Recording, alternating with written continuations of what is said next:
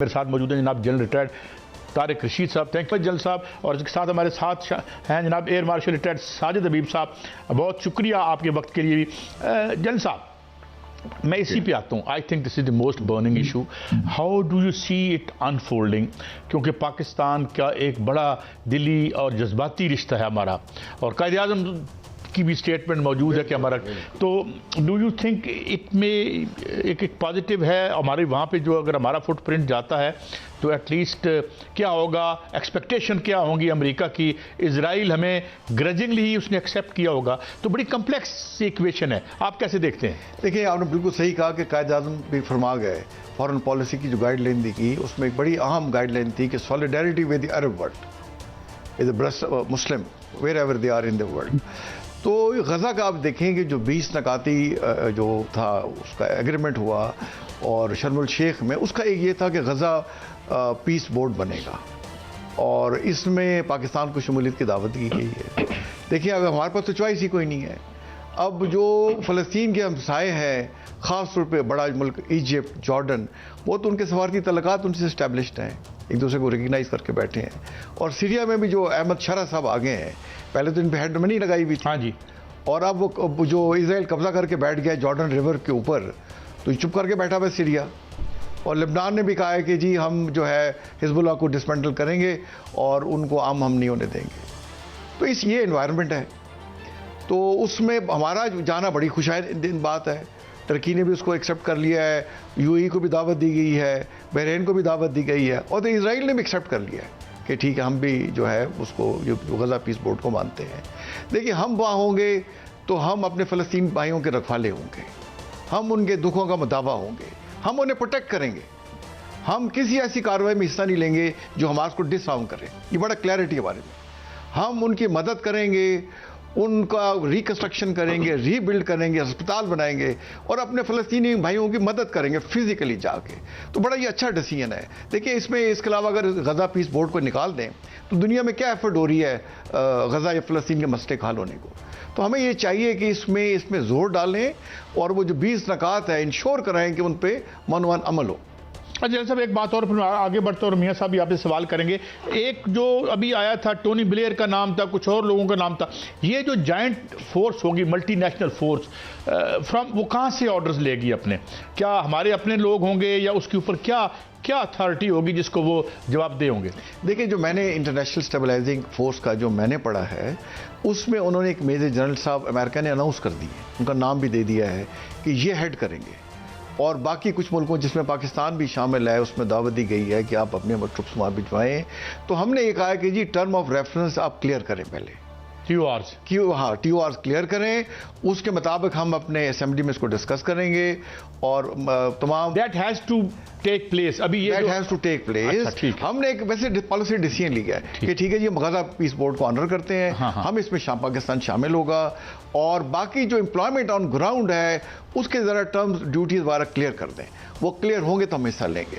और देखिए, हमारी उसमें शामिल होना जो है इस वक्त इस्लामी ममालिक में सबसे ताकतवर पाकिस्तान फौज तो हमारी, और हम जो है हम बड़ी क्लैरिटी के साथ हैं।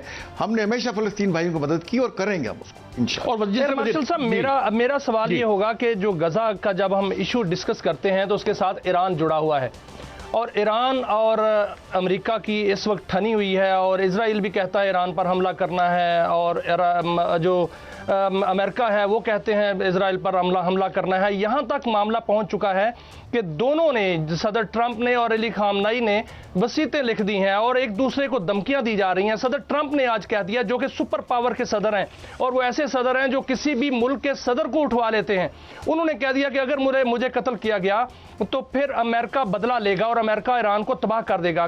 क्या वो इतने खौफजदा है, या जवाब पैदा किया जा रहा है हमले का, एयर मार्शल साहब?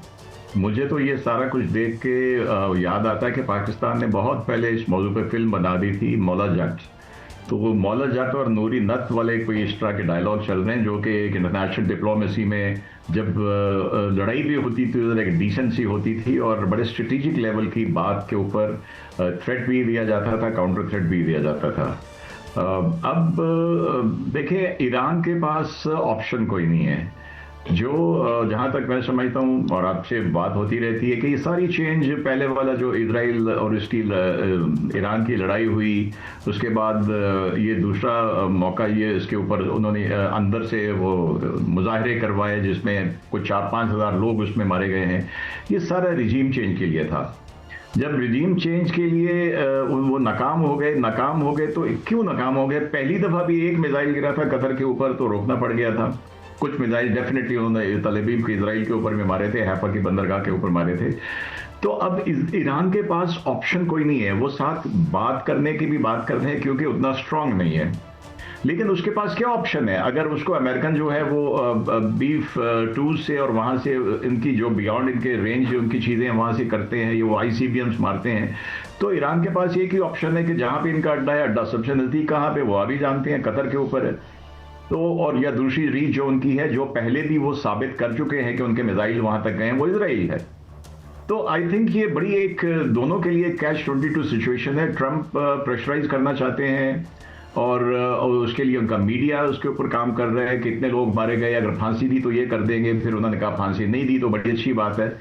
तो आई थिंक एक मुसलसल प्रेशर है जो शायद उस वक्त तक जारी रहेगा जब तक ये रिजीम चेंज किसी तरह से एक्सटर्नली इंटरनली कर नहीं लेते। उसके लिए आपने देखा कि शाह के बेटे को भी तैयार किया गया था, उसने कहा जी मैं आने को तैयार हूं और आने के बाद सबसे पहले मैं इजराइल को रिकॉग्नाइज करूंगा। तो ये सारी चीजें इजराइल की सिक्योरिटी के अराउंड रिवॉल्व करती हैं और मेरे नजदीक फिलहाल तो इसमें एक ब्रेक है, लेकिन ये सिलसिला रुकेगा नहीं।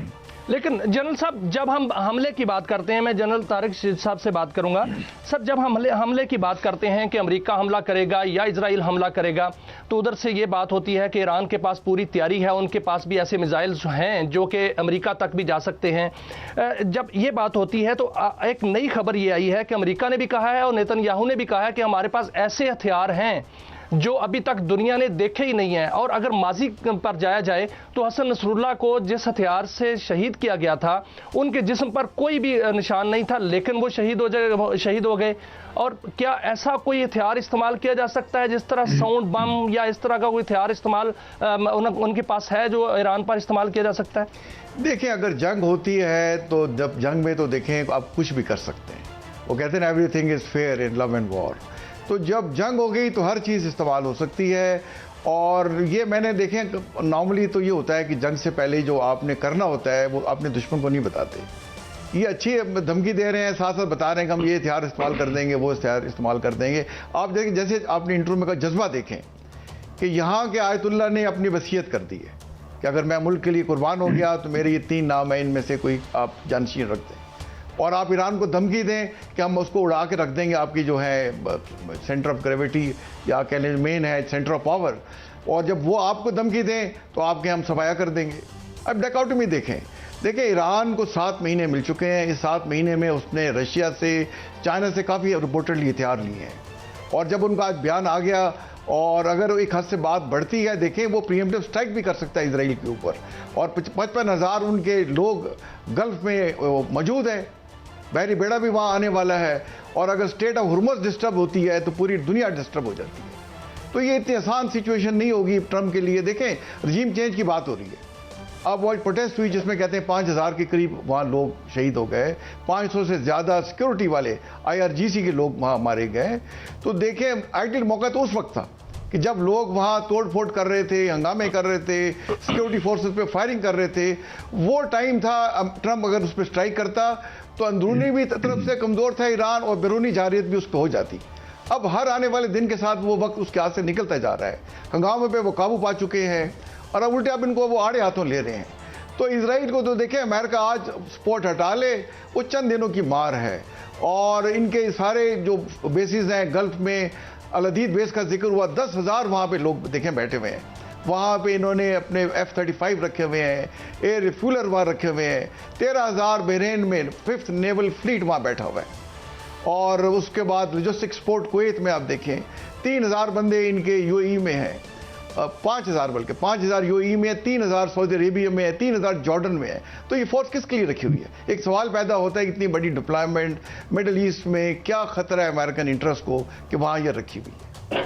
तो इस बात का हमें स्पेशली मुसलमान को मुसलमान मुल्कों के एहसास होने चाहिए। हाँ, पाकिस्तान ईरान के साथ खड़ा होगा। देखिए, अगर इस किस्म की आप चीज़ को टॉलरेट करते हैं तो फिर तो देखें पूरी दुनिया में बिल्कुल लॉ ऑफ जंगल हो जाएगा कि जिसके पास माइट है उसके पास राइट है। आप वेनेजुएला पे चले जाएं, आप ग्रीनलैंड पे चले जाएं, आप ईरान में रजीम चेंज कर दें। तो मेरा ख्याल है कि दुनिया की जो भी जो है रूल बेस्ड गवर्नमेंट्स हैं, जिन्हें कोई इंसानी हुकूक का इंटरनेशनल नॉर्म्स का पास है, उन्हें ईरान के साथ खड़ा होने चाहिए। और मैं ये समझता हूँ, मेरा ये अपना व्यू है कि हर आने वाले गुजर दिन के साथ अमेरिका टाइम लूज कर रहा है और ईरान मजबूत हो रहा है।